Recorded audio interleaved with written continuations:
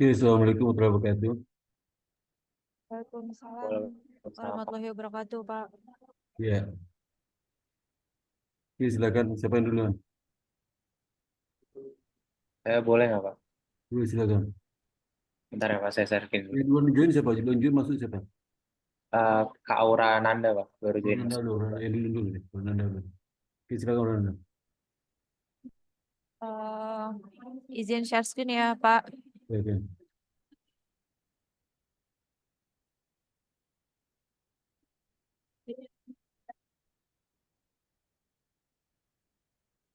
Apa sudah terlihat, Pak? Udah. Hmm. Iya, Pak. Jadi ini untuk kelanjutannya, Pak, bimbingan Iya. hari ini. Nah, Sebentar ya, Pak, saya pinggirin dulu. Ya. Lalu untuk bab 2 saya, Pak, bab satu udah kamu lengkap ya udah. udah, Pak. Udah selesai kemarin seperti tahu deh. Iya, udah, Pak. Udah selesai, Ya, lanjut bab 2. ya, silakan. Lalu untuk di bab 2-nya ini, Pak, untuk grand teorinya, saya menggunakan teori sinyal atau signaling teori, di Ya. mana nih saya ambil dari buku accounting teori, Pak, yang warna biru, Godfrey. Itu teori sinyal mengacu pada sinyal yang diberikan oleh perusahaan kepada pihak luar untuk mengungkapkan prospek masa depannya. Teori sinyal ini mencakup dua jenis, yaitu sinyal positif dan sinyal negatif. Sinyal tersebut dapat memberikan gambaran atau informasi yang menunjukkan bahwa suatu perusahaan memiliki kinerja yang lebih unggul dibandingkan pesaingnya. Hal ini dapat mempengaruhi pandangan dan penilaian pihak eksternal terhadap perusahaan tersebut. Oleh karena itu, pada penelitian ini, teori sinyal jadi landasan berpikir untuk menjelaskan dampak dari adanya risiko kredit, kecukupan modal, likuiditas, dan efisiensi yang mempengaruhi kinerja keuangan perbankan. Teori sinyal didasarkan pada konsep adanya asimetri informasi antara manajemen perusahaan dan pihak eksternal seperti investor. Meskipun manajemen perusahaan berusaha menyampaikan informasi cepat mungkin, pihak eksternal seringkali tidak dapat memastikan kebenaran informasi tersebut. Kurang informasi ini membuat pihak eksternal cenderung berhati-hati. Lalu, informasi yang dilaporkan ini sangat penting untuk mendukung pengambilan keputusan investasi. Jika laporan mencerminkan sinyal positif, maka perusahaan akan melaporkan kinerjanya yang tepat. Sebaliknya, jika sinyal negatif, maka perusahaan cenderung menunda penyampaian kinerjanya. Oleh karena itu, teori sinyal dalam pelaporan kinerja perusahaan dan perbankan di Indonesia ini dapat mempengaruhi kinerja keuangan karena sinyal positif dan negatif akan berdampak pada pandangan pihak eksternal terhadap perusahaan. Lalu selanjutnya saya ini memasukkan definisi dan uraian perbankan, Pak, menurut Undang-Undang Nomor 10 Tahun 98 yang menjelaskan bahwa bank merupakan badan usaha yang menyimpan dana dari masyarakat dalam bentuk simpanan dan melakukan kepada masyarakat dalam bentuk kredit. Aktivitas perbankan ini ada dua, yaitu funding dan lending.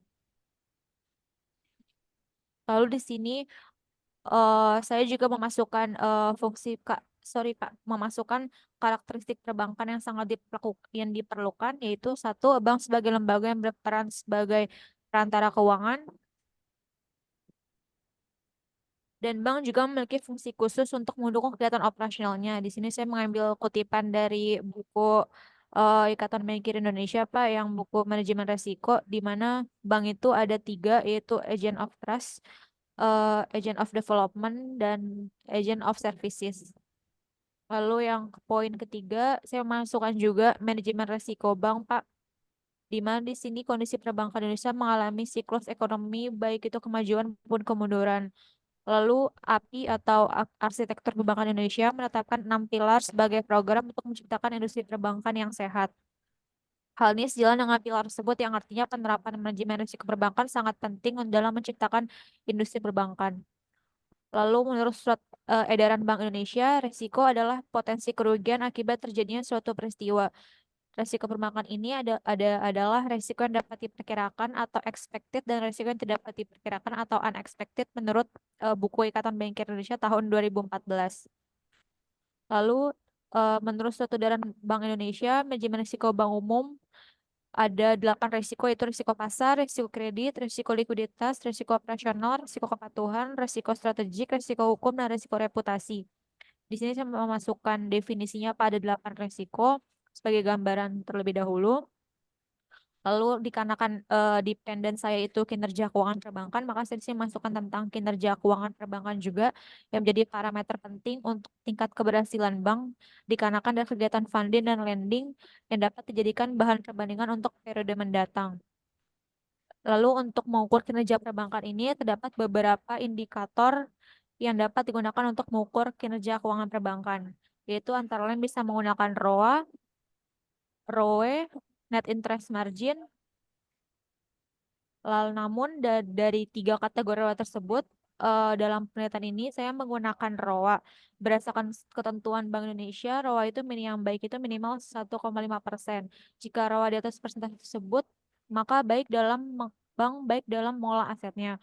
Alasan saya menggunakan ROA untuk dependen penelitian ini karena kinerja bank berhubungan dengan total hasil bersih yang dicapai dengan aset yang digunakan. Ini saya kutip dari jurnal Bapak yang tahun 2017. Yang ini, Pak. Iya. Lalu dan setiap kelompok bank akan menghasilkan ROA yang berbeda karena adanya persaingan antara bank, khususnya bank-bank yang sejenis. Dengan demikian, pihak eksternal dapat melihat seberapa besar hasil kinerja bank dalam mengelola asetnya untuk memperoleh keuntungan.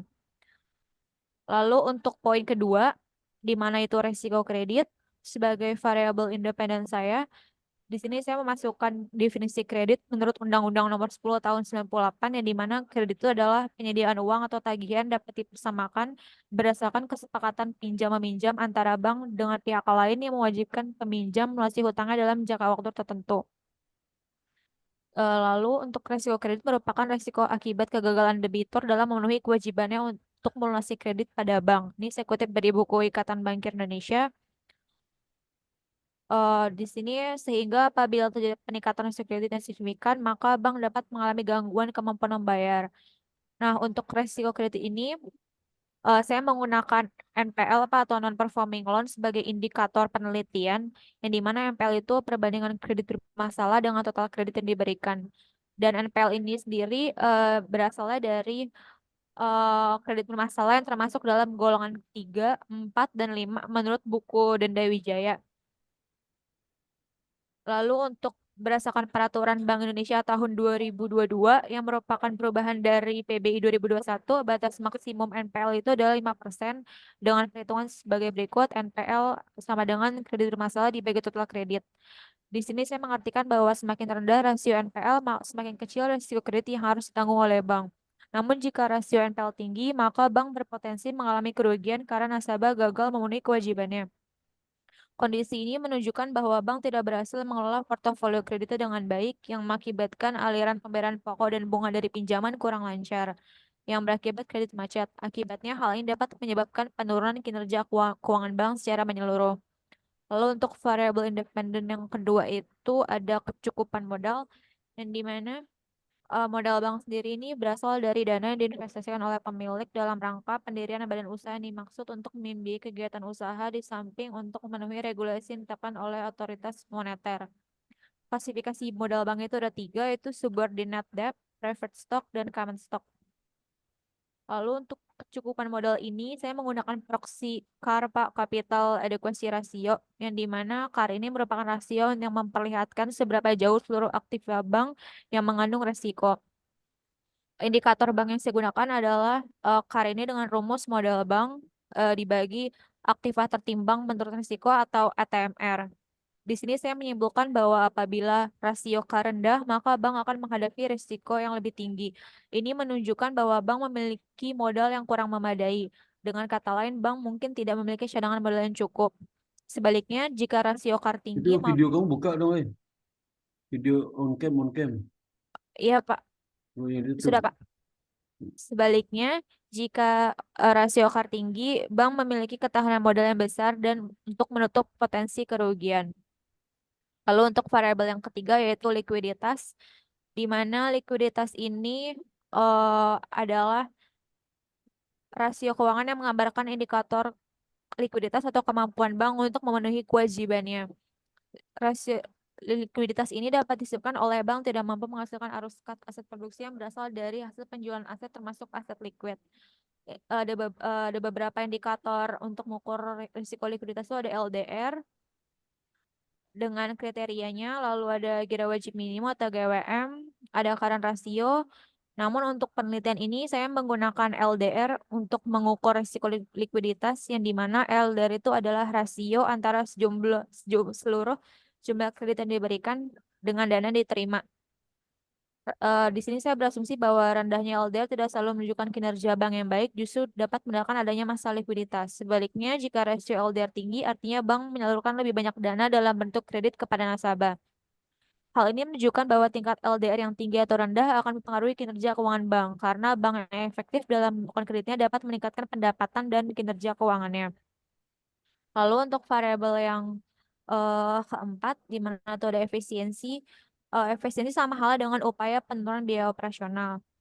Efisiensi bank dapat dijelaskan dengan biaya minimum di mana bank dapat menghasilkan outputnya dengan biaya yang sebenarnya dikeluarkan oleh bank. Di sini saya mengutip dari jurnal Bapak, di mana efisiensi perbankan dibagi menjadi dua, yaitu efisiensi teknis dan efisiensi alokatif.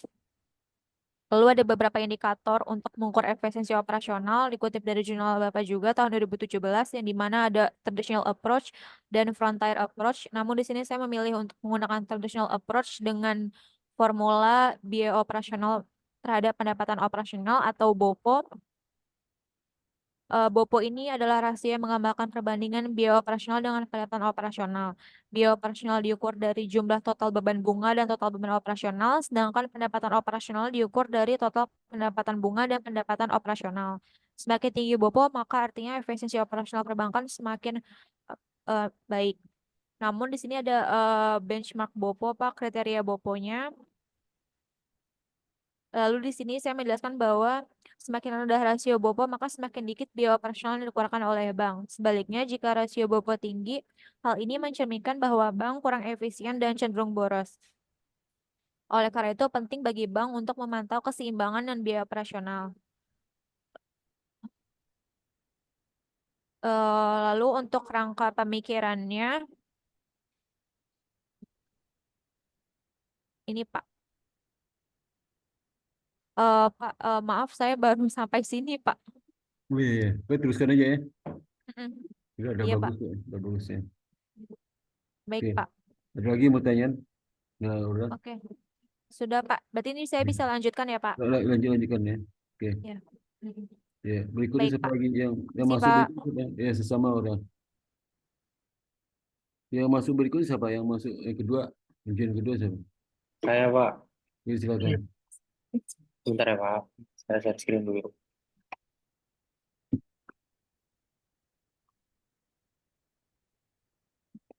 Apakah sudah terlihat Pak? Ya udah. Nah ini jadi sebelumnya saya ingin minta saran aja juga, saya mempunyai dua judul.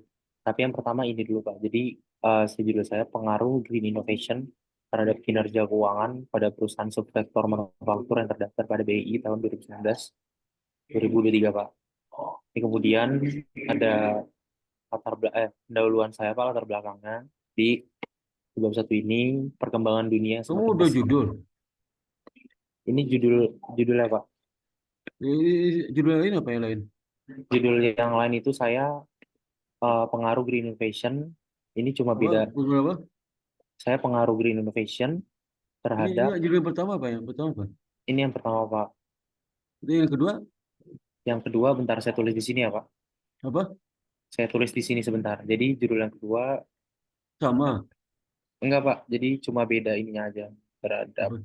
nilai perusahaan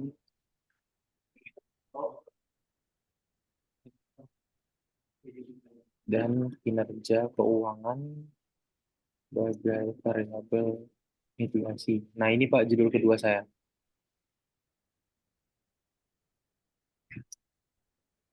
Kamu bilang mana?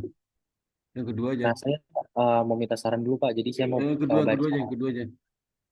Nah, jadi kalau untuk yang kedua, saya kan udah riset sama yang di Google Pak, beberapa jurnal acuan saya.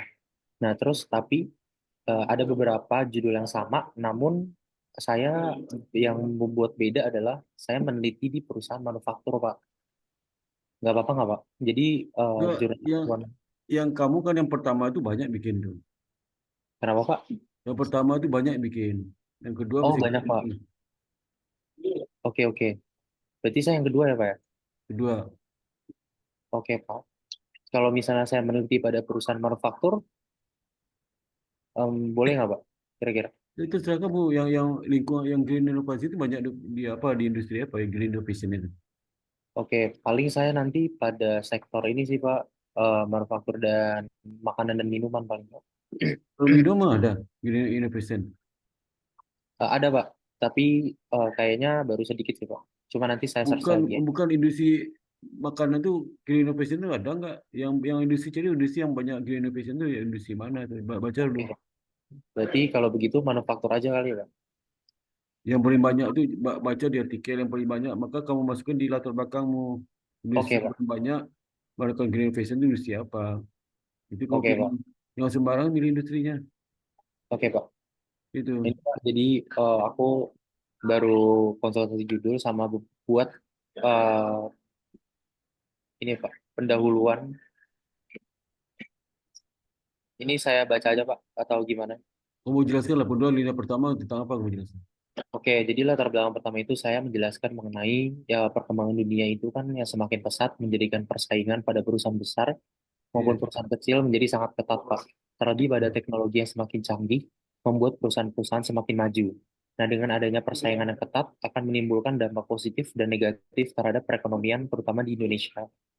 Nah, kondisi ekonomi yang selalu mengalami perubahan telah memengaruhi kegiatan dan kinerja perusahaan itu sendiri.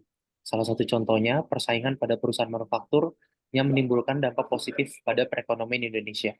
Maka dari itu, perusahaan manufaktur memegang peranan penting dalam kemampuannya untuk menghasilkan produk yang dapat diperdagangkan serta membuka lapangan kerja.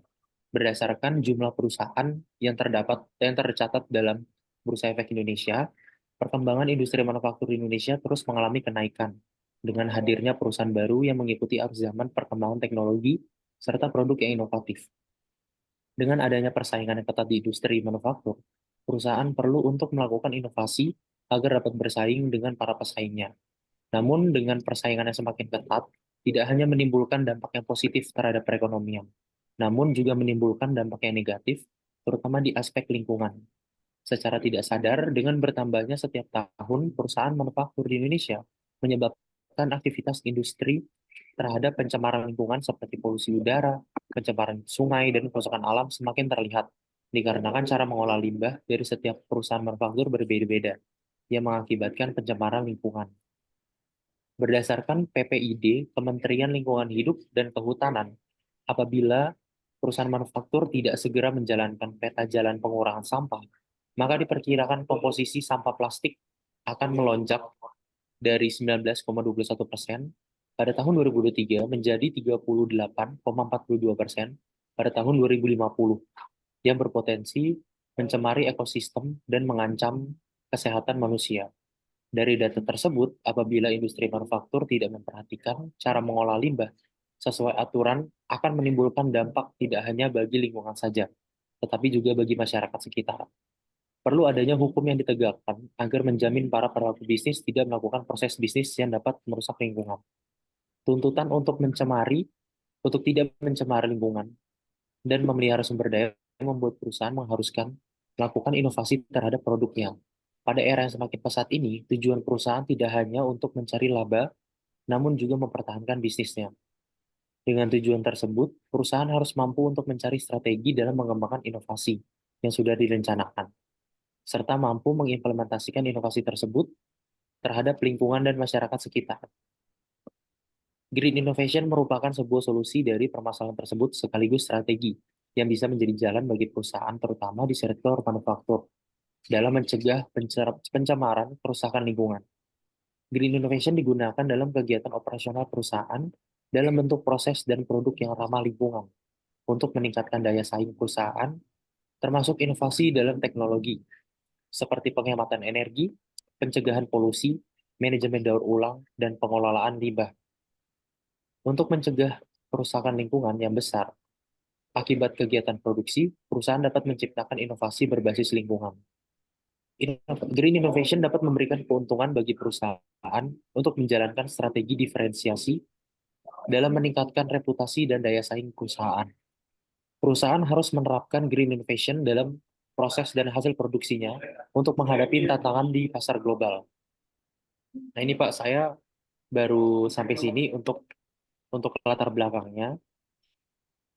Kemudian eh, tadi saya mau konfirmasi Pak, untuk judulnya berarti saya yang kedua ya Pak. Yang kedua. Oke, berarti ini saya hapus saja. Iya. So, kamu lanjutkan ya. Siap Pak. Iya. Ini Besok eh, besok minggu depan udah selesai bab 1. oke Pak. Nah Pak, saya boleh ini nggak Pak? Misal kan kita bimbingan di hari Kamis. Jadi di hari tertentu saya datang ke kampus dan bimbingan secara langsung sama Bapak. Kalau bisa, saya nggak ada waktu sih hari Kamis aja. Oke Pak, siap. Online aja, saya nggak bisa. Hanya Senin saya nggak masuk, Jumat kadang nggak masuk. Jadi Senin, Selasa, Rabu, Kamis saya ngajar. Rabu itu saya ada bimbingan siapa yang satu itu yang di Jasmine udah 1 orang, jangan banyak lagi. Ada waktu saya. Ya, Oke, siap Pak. kamu hari Kamis malam aja video ya. Oke, siap Pak. Ya, Makasih banyak ya Pak. ya. Terus siapa lagi berikutnya siapa yang ini si Gustika, kamu apa saya nguji kamu ya Gustika. Iya, Pak, betul. Kapan tuh? Udah lupa saya. Agustus kemarin, Pak. Dosen bimbing siapa dosen bimbingnya? Dosen pembimbing saya Bu Nova, Pak. Oh, Bu Nova ya. Oh, kamu mungkin sampelnya bukan sama saya kali ya? Bukan. Waktu sidang dengan Bapak, Pak. Sebelumnya, Enggak, sempro, seminar proposal. kenapa? Seminar proposal sama siapa? Sebelumnya dengan Bu Wiwi, Pak, saya Ah sempronya. iya, makanya Bu Wiwi sempronya. Dilupa saya. Sidang Iya, sama saya kan? iya. Oh, udah lupa saya nggak tahu saya. Oh iya. Nggak ingat saya, terus terang aja. Oh, lupa sih. Terus apa? Terus gimana nih? Kamu yang saya suruh rubah apa kemarin? Kemarin ini yang disuruh masukan dari Bapak itu ada di bab 1, Pak. Coba buka berita acara, Alfa- buka berita acara, buka Oh, berita iya. acara, Bentar, Pak. berita acara dulu ya. Iya. Saya izin share screen ya, Pak. Iya, silakan.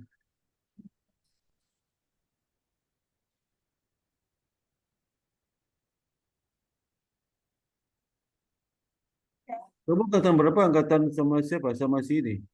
Bareng si Anthony ini. Siapa? Angkatan siapa kamu? Kamu angkatan siapa? Berstika. Iya, Pak. Kenapa? Angkatan berapa kamu? Angkatan 2017. 17. Kalau kamu si Aldo angkatan berapa? Aldo. Woi, Aldo. Iya Pak.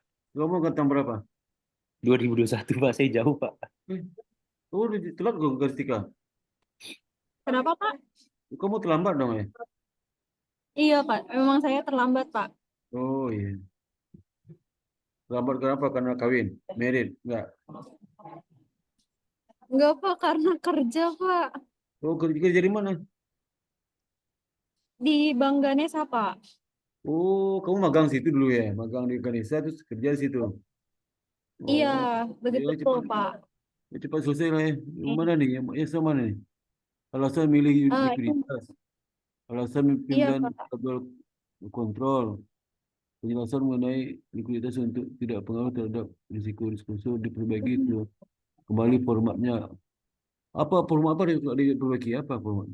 Nggak jelas. Kayaknya saya Eh, iya, Pak. Sebelumnya daftar pustaka itu saya coba tidak coba ratakan yang gitu. lengkap deh. Yang lengkap penjelasan saya tuh masa saya nggak ngomong itu. Yang lengkap Oh, apa? Diperbaiki format ini format apa? format ini, Pak. Bentar. Saya Iya, lihat. yang lengkap kelimanya biar orang ngerti. Nggak ngerti orang. Bentar, Pak.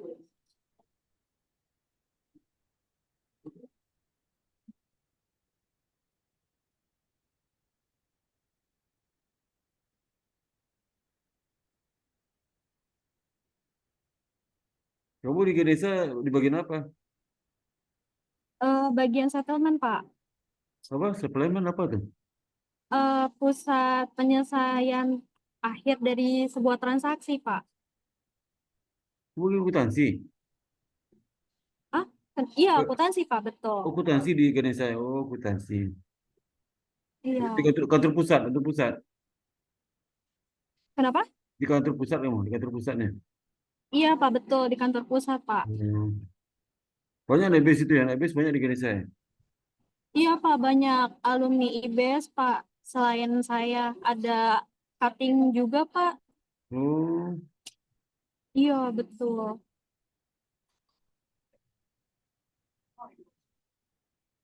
Maaf ya Pak, saya langsung izin loncat di ya sini. sila. Eh, nah ini Pak, sebelumnya daftar pustaka saya kan berantakan Pak. Tidak rata kanan kiri. Ini saya sudah dirapihkan Pak.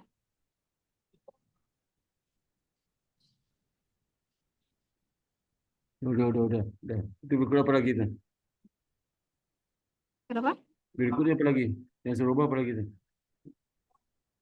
Oh iya Pak, bentar.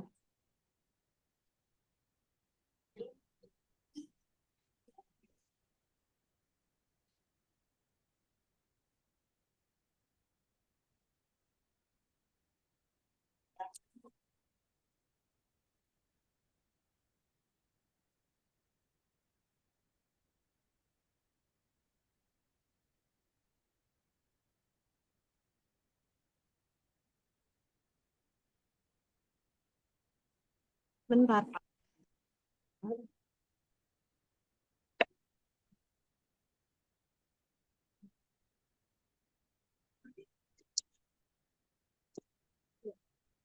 Ini Pak.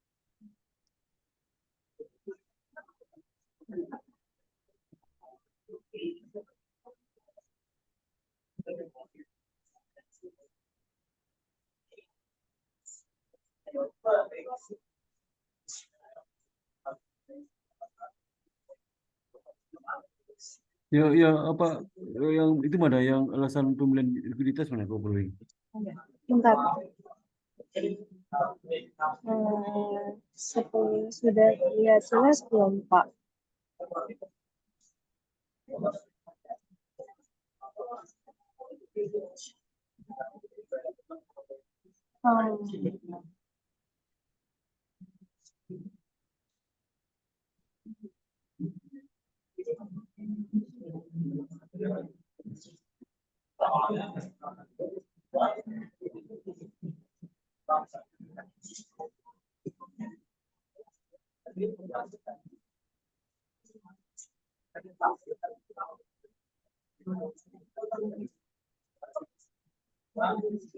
Ini kamu stop dulu nih, stop dulu nih.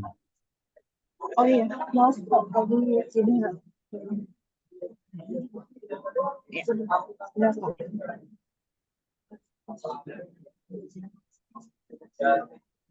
Saya izin.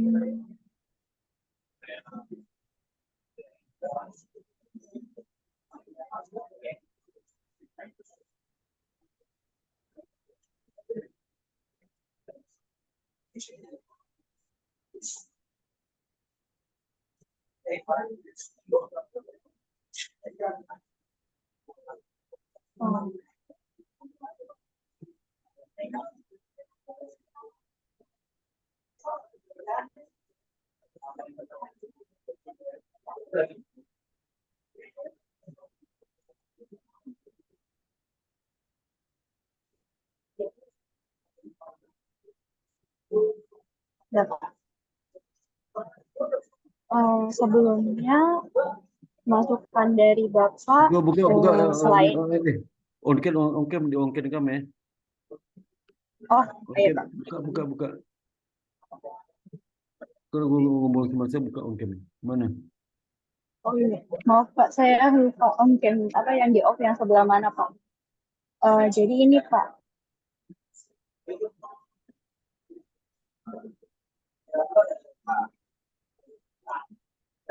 Cepat dong mana? Waktu berlalu cepat dong. Saya perlu nih.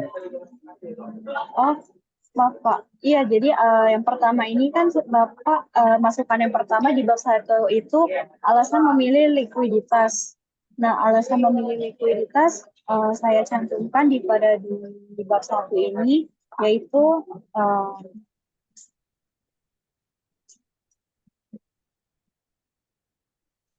Nah, likuiditas ini ditujukan untuk mengukur kemampuan perusahaan dalam memenuhi kewajiban jangka pendeknya, di mana berperan penting dalam menentukan seberapa transparan perusahaan dalam mengungkapkan risiko yang dihadapinya. Perusahaan dengan likuiditas yang baik cenderung lebih mampu untuk memberikan informasi yang jelas dan komprehensif mengenai risiko-risiko yang mungkin mempengaruhi kinerja mereka. Sebaliknya, perusahaan yang memiliki masalah likuiditas mungkin merasa perlu untuk mengungkapkan lebih banyak informasi tentang risiko mereka untuk menjaga kepercayaan investor dan pemangku kepentingan lainnya. Kamu Ini jelaskan mana? menunjukkan Jangan dibaca lama dong. Mana kamu itu? Yang dibaca. ini Pak. Gimana kamu jelaskan alasannya, Mbak? Kamu jelaskan mana itu?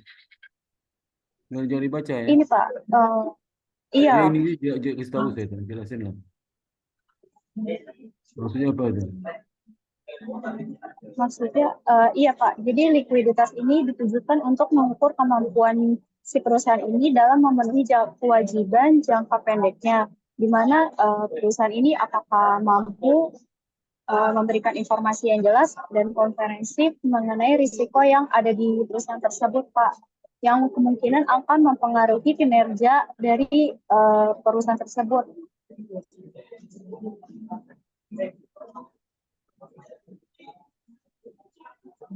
Itu sebelah gitu, nggak jelas. Apa lagi tuh? Yang mana lagi? Yang lain? Lalu yang masukan Bapak yang kedua yaitu di bab 3, alasan pemilihan variabel kontrol. Nah, di bab 3 ini sudah saya tambahkan alasan saya memilih variabel kontrol tersebut, Pak. Nah, di sini. Nah, variabel Mana? kontrol ini kan ini Pak, Alasan mana alasannya? alasannya di sini Pak, maaf. Di setiap ini. Jadi kalau untuk alasan saya memilih ukuran perusahaan itu, di mana ukuran perusahaan menggambarkan besar kecilnya suatu perusahaan yang ditujukan oleh total aset. Itu bukan alasan ya. Itu bukan alasan Oh, penjelasan itu. Adalah kenapa kamu pilih berkontrol yang itu kenapa? Jelasan mana? Kamu pilih berkontrol itu. Soal lain. Ini Pak. Ukuran perusahaan ini dapat mempengaruhi kemampuan perusahaan dalam menghadapi risiko dan ketidakpastian lingkungan bisnis. Terus di mana kan ada kata-kata dalam ada kata-kata kamu di penjelasan kontrol itu kenapa kamu pilih ini? Kontrol ini dipilih karena apa? Kenapa itu? Itu maksud saya. Oke. Berarti masih perlu Iya, itu kamu jelaskan itu. oke Pak. Kalau bisa Berarti iya, kenapa aku pilih berkontrol itu? Alasannya itu. Bukan penjelasan berkontrol itu apa, bukan beda lagi itu. Biasanya berteknik ini kamu menggunakan berkontrol ini. Kenapa? Kenapa berkontrol itu kamu gunakan? Bukan menjelaskan apa itu berkontrol, enggak. oke. Berarti alasan yang lebih spesifiknya saya belum ada Iya, ya Pak. begitu ya. Di awal penjelasan itu kamu isi tahu berkontrol itu. Kalau berkontrol tuh, di situ linia itu kamu jelasin linia kenapa kau pilih berkontrolmu apa, kenapa pilih itu ya. Ya. Berarti yang ini Di kata pembuka berkontrol itu, ada itu. Mana berkontrol? Kata pembuka mana? Berkontrol tadi mana? Berkontrol mana? Ada berkontrol khusus berkontrol kata pembuka mana? Berkontrol apa? Mana? Terus. Mana berkontrol? Judul berkontrol mana? Ada judul berkontrol mana? Ini di sini. Kalau ke Saul di sini berkontrolmu pakai ini kenapa pakai itu di sini jelaskan ya. Oh iya Pak. Ya, Berarti ini saya masih kurang. Iya. Itu apa lagi itu? Nah, lalu ini yang selanjutnya penjelasan mengenai likuiditas tidak berpengaruh terhadap risk disclosure Pak di bab 4. Berapa tuh? Jadi hasilnya berapa?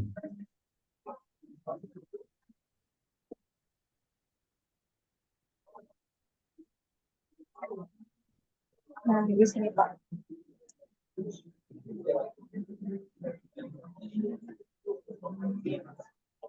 Maksudnya saya kasih kasih kasih tambah saran deh. Kenapa di kita semua pengaruh terhadap diskursus? Nah, ini Pak. Pertama, perusahaan BUMN seringkali memiliki sumber daya finansial yang lebih stabil dan dukungan pemerintahnya kuat sehingga mereka tidak cenderung mengalami tekanan likuiditas. Jadi karena BUMN rata-rata itu lebih stabil ya Pak perusahaannya. Jadi tidak likuiditas ini nggak terlalu mempengaruhi Ini dari udah si kamu pengungkapan konsultasi sama risiko. bimbingnya? Konsultasi bimbingnya udah? Ya, Sama bimbing udah konsultasi sama bimbingnya? Bimbingmu Mbak Nova ya? kenapa Pak? Dosen, Maaf. dosen bimbingnya Mbak Nova. Iya, Bu Nova. Udah kamu konsultasi nih, anunya jawabannya. Sudah Udah. Pak. Oh ya udah. Udah apa lagi tuh? Yang lain apa lagi? Oh ya, ini yang pertama itu karena perusahaan BUMN ini kan Bukan, sering udah. lebih Yang berikutnya stabil. yang sekuriti apa? Yang sekuriti berikutnya apa? Yang sekuriti berikutnya apa? Udah, Udah, tinggal yang udah. terakhir itu Pak, Apa tuh? daftar pustaka. Ya, Lagi apa? sudah Pak. Yang tadi rata kanan kiri Pak. Ya udah. Itu yang kurang ya. Yang berkontrol dia ya. Iya, berarti itu ya Udah. Pak. Saya Ya, lengkapin udah. lagi. Udah, ya Terima udah ya. kasih Pak. Terima kasih banyak. Berikut siapa lagi itu? Masih ada ya? Masih ada? Udah. Ada Pak, saya Pak. Oh iya. Selamat malam Kamu Pak yang S2 Parta. ya? S2 ya? Ya, saya yang tesis Pak. Ya, silakan. Kemarin itu kan saya baru menjelaskan ke Bapak ya Pak untuk detail-detailnya. Ini saya udah coba buat bab satunya Pak. Saya izin share screen ya Pak. Ya, silakan. Maaf udah kelihatan Pak. Udah. Iya, ini bab satu pendahuluan saya udah coba lengkapin Pak. Itu Oh, garis apa tuh? Garis apa, Mas? maaf Bapak Pak. Garis apa? Pakai garis apa? Oh enggak, itu format Word file saya Pak. Biar saya memudahkan saya untuk pindah spasi Pak sebenarnya. Jadi Nanti pas besok dihilangkan ya? pas ditampilin sih nggak akan muncul sih Pak. Ini cuma Apa? di tempat sayanya aja Pak. Tapi Oh pas iya. dicetak segala macam itu nggak akan muncul Pak. Ya. Ini memudahkan saya aja sih Pak. Ya Ya, ini mungkin saya jelasin secara singkat ya. kali ya Pak ya. Ini latar belakangnya Kalau kenapa. dia itu kelima pertama masuk ke dalam ya. Maaf Pak, apa Pak? Kalau linear Kalimat itu kelima pertama masuk. pertama itu masuk ke dalam 5 ketukan. Oh gini ya Pak, maksudnya Nah, dimasukin ya Pak. terus sejajar dengan satu itu sejajar. Linear itu Oh, sejajar dengan sesuatu. Kalimat itu sejajar dengan sesuatu itu. kalimat saya harusnya sejajar dengan gini ya Kalimat Pak. linear itu sejajar dengan sesuatu jangan itu gitu. Ya gitu Ya. ya semuanya ya. Oke, baik nanti saya sesuaikan Pak. Ya. Ini latar belakangnya alasan kenapa saya mencoba melihat hubungan antara GCG dengan kinerja perusahaan Pak. Kemarin Pak Parto kan sempat sampaikan kalau kinerja itu harusnya nggak cuma diukur lewat rasio profitabilitas ya. Saya udah sempat cari Pak, jadinya saya akan masukin komponen untuk rasio profitabilitasnya satu yaitu ROA, untuk solvabilitasnya saya ambil satu juga, yaitu DER, debt equity ratio. Sama satu lagi untuk menguji efisiensi Pak dari perusahaan itu pakai BOPO nanti Pak. Kemarin itu apa? Kemarin itu kan kamu kan di independent variable-nya itu dependent variable ada 3 ya. Berapa Betul tuh? Pak. Hah? Ada tiga tadinya Pak, ada ROA, ROE, Tiga. sama Pilih salah satu EPS. aja, maksud saya salah satu aja. Ya benar Pak. Jadi Oh, saya satu-satu. pilih apa jadinya? Untuk profitabilitas saya pakai ROA Pak. Baruan. Jadi jawab Mm-mm. probabilitas apa nisa performanya kinerja keuangan aja. Ya betul Pak. Jadi sebutnya Hmm. kinerja keuangan aja pakai 3 rasio Pak nanti. Ketika kinerja keuangan pakai ROA. ROA, DER, sama BOPO Oh, Pak. kok tiga? Kan Iya. berarti kalau tiga Karena tiga itu persamaannya dong. nggak, awalnya kan saya tiga cuman profitabilitas saja Pak. Loh, Rasionya yang saya gunain. enggak. Aduh. Ini independent variable tuh tadi kamu ada 3 independent variable. Jadi tiga persamaan regresinya kan. Kan dependennya ada tiga tuh. ROA Betul. tiga. Maksud saya itu kenapa nggak mau pilih satu aja, kenapa harus tiga gitu. Oh, saya khawatir Pak, hubungan yang saya coba cari itu nanti takutnya tidak kegambar sih Pak. Terus di gambar apa? Maksudnya belum tentu nih nanti sebenarnya ada efek signifikan bahkan gitu loh Pak ke dari Nah, kalau gitu hubungan tujuan GCG. kamu tuh jelas tuh, tujuan kamu tuh pengen lihat yang mana lebih signifikan itu kan. Betul, sebetulnya Jadi memang ya. saya tanya kemarin tuh, pertemuan kemarin itu kan apa tujuan kamu memilih tiga independent variable nggak satu aja. Kamu belum bisa jawab kan. Iya benar. Ya sebenarnya saya mencari emang hubungan Nah yang lebih sekarang yang sama lebih kamu pilih signifikan. tiga itu untuk apa punya? Untuk apa? Untuk membandingkan. Iya Pak, untuk perbandingan Pak. Nah ya itu nggak apa-apa. Itu ada masuk ada jelas tujuannya. Iya iya, baik Pak. Terus apa lagi itu? Ini latar belakangnya saya udah jelaskan GCG itu seperti apa, hubungannya dari penelitian-penelitian sebelumnya. Terus identifikasi masalah, saya juga udah Peneliti ungkap. peneliti sebelumnya coba peneliti sebelumnya. Peneliti sebelumnya apa? Ini nanti GCG Mana saya mana kira perikal gap mana? Perikal gapnya. apa Pak? Maaf Pak. Yang perikal gapnya mana? Peneliti sebelumnya mana itu? Yang perikal gap. Oh, gap antara penelitian sebelumnya saya belum Iya. masukin Pak, itu nanti saya tambahkan Pak. Belum kamu bikin kan? Belum itu belum Pak. Nah, maka kamu katamu udah tadi. Oh bukan, ini cuman masukin untuk latar belakang aja Pak dari penelitian sebelumnya mengenai GCG itu apa, pengukuran seperti apa. Tapi saya belum masukin gapnya Pak. Belum masukkan gap penelitian sebelumnya, belum ada. Belum Pak, saya belum masukin. Oh itu. Ya, ya udah apa lagi tuh? Hmm. Oke, ini untuk identifikasi masalahnya Pak. Jadi ada dua masalah yang saya coba identifikasi. Yang pertama tuh penerapan GCG di Indonesia belum maksimal dari pengukuran melalui ACGS Pak, ASEAN Corporate Governance Scorecard, yaitu GCG itu masih ke 9 untuk di Indonesia di periode 2012 sampai 2016. Sementara untuk kinerja perusahaan perbankan yang terdaftar di Bursa Efek Indonesia tahun 2017 sampai 2022 secara umum sebenarnya kan mengalami peningkatan walaupun ada periode COVID di 2 tahun krisis yaitu 2020 dan 2021. Nah, itu yang coba diidentifikasi Pak dari penelitian ini. Terus, Terus untuk perumusan masalahnya, jadi ada 7 komponen ACGS yang akan digunakan, yaitu right of shareholders, equitable treatment of shareholders, role of stakeholders, disclosure and transparency, responsibility of the board, bonus dan penalti. Nah, kamu ini katakan GCG itu kan kamu pakai skor kan? GCG pakai skor Pak. Nah Betul, skor. satu. Jadi skor ini kan komponen dari skornya kan?